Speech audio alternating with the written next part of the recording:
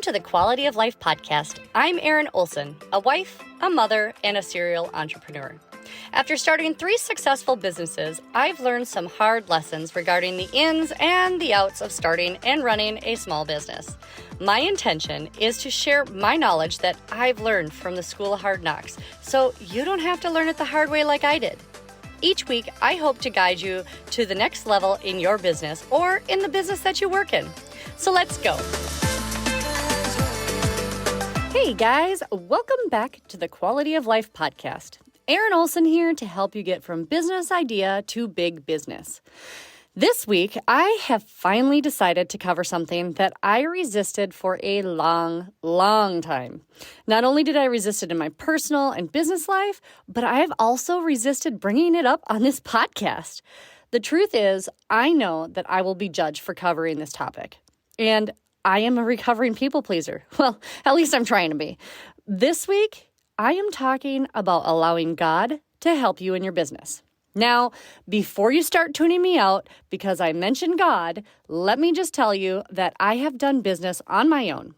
And it is totally possible. But the second that I started to ask God for help, things shifted.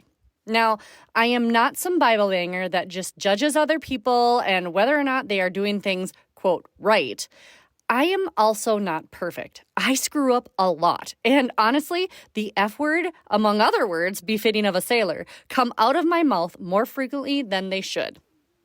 Now, personally, I gave up on God years ago and have only made my way back to Him over the last 15 or so years. And honestly, that was due to my life circumstances and how judgy and hypocritical I thought the church had treated me. But at that time, I had really gotten into the law of attraction, how energy works, and the universe. And guess what I found? They are one and the same as God. God is the universe. He is energy. But that is my belief. And honestly, if you are not a Christian, that is totally okay. You just use whatever texts support your beliefs. The thing that I want to talk to you about today is how to allow God to really help you in your business. Now, I talked about how I had made my way back to Him about 15 or so years ago, and that is thanks to a Joel Osteen audio CD set gifted to me by my former business partner. Now, I know that the mention of a megachurch pastor is almost as polarizing as the mention of a presidential candidate nowadays, but bear with me. The CD set was all about dealing with fear. And as a person who was bullied really bad in high school and junior high, and who felt like they were looked at as less than for all of my life, fear really was ruling my life and my choices. So, love him or hate him, Joel's message got me back on track to becoming who I am today. Now, if you've ever seen businesses with their little fish icons or using God in advertising and gotten a little weird feeling that they are just using it as a marketing ploy, that is not what I want to talk to you about today. Seeing that in advertising can rub people the wrong way and instantly turn them off to you and your business. But there is a way that you can allow God to be part of your business without slapping people across the head with doctrine or scripture. So get ready for story time. There have been a lot of coincidences in my life that there is just no way something divine wasn't orchestrating them. For instance, I have a friend named Volley who is awesome, and man, I just love her. And if there was ever someone who walked the walk, it's her. It's almost like she has an open communication with God herself. She even has a horse ministry called Hope Rides that helps kids to deal with life. She is someone who does whatever God tells her to. And one day, she gave me and my business partner the 1-year Bible. Now, this Bible is kind of daunting. It's about 2 inches thick. But she said that she felt that she was supposed to give it to us to, quote, read together.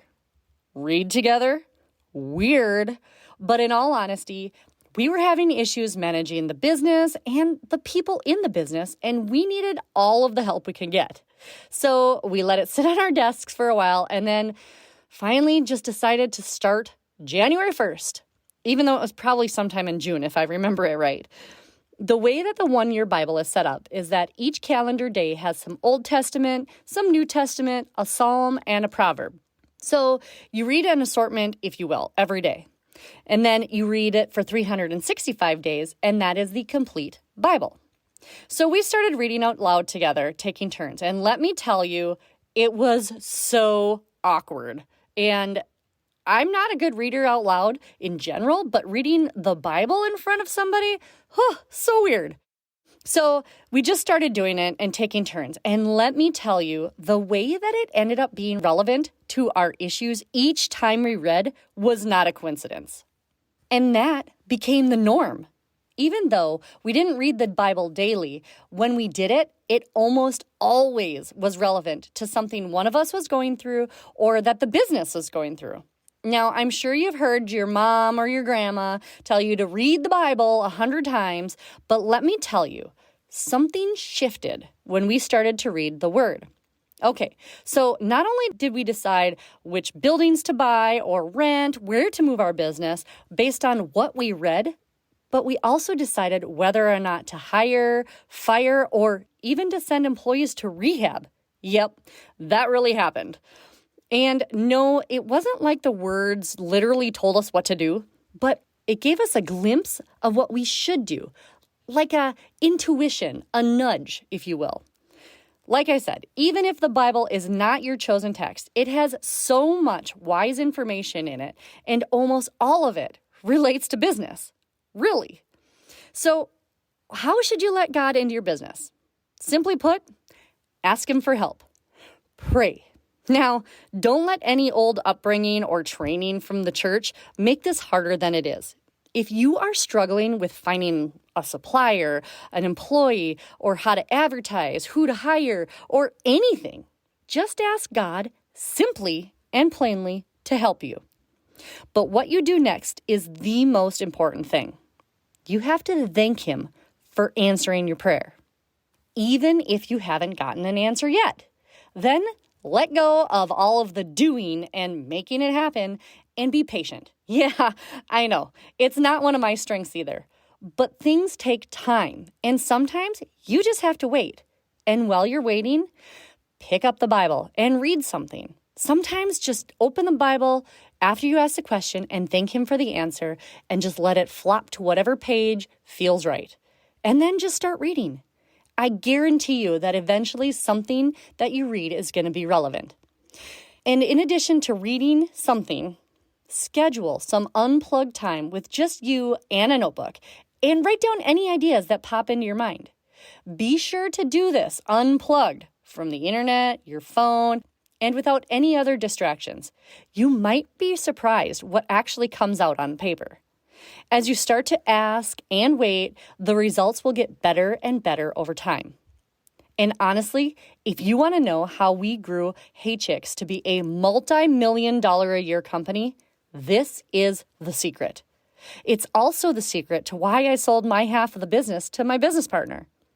Asking for help and reading the one-year Bible. That's the secret. Will it work for you and your business? I really honestly believe it will. Now, like I said earlier, you don't need to and probably shouldn't blast it all over your marketing because, like I said, it rubs people the wrong way. But God created business, so there's no reason that He can't help you in yours. Guys, I have hemmed and hawed for months about this topic. I have started writing it out at least a dozen times. But I never really wanted to record it since I knew it might turn people off. I have made lots of references to God in most of my episodes, but decided today that I was going to lay it all out. And God help me. God does help. His timing might not be your perfect timing, but it is always perfect to His plans. Daniel 10:12-14 talks all about how God hears our prayers the second that we say them. But sometimes the angels have to fight their way to you to answer your prayers. In that instance, it took the angel 21 days. So wait patiently, like Psalm 37:7 says, "Be still before the God and wait patiently for Him to act." I know. It's a work in progress for me too, guys. Well, guys, that is all that I have for you today. I hope that this wakes up your curiosity about how to allow God to help you in your business.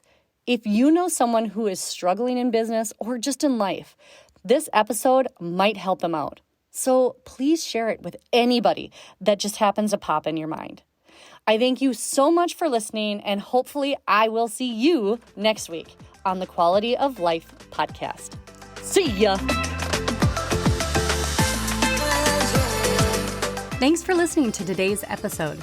Be sure to check us out on the Quality of Life podcast, Facebook and Instagram pages, and our website, theerinolson.com, for downloads and more information.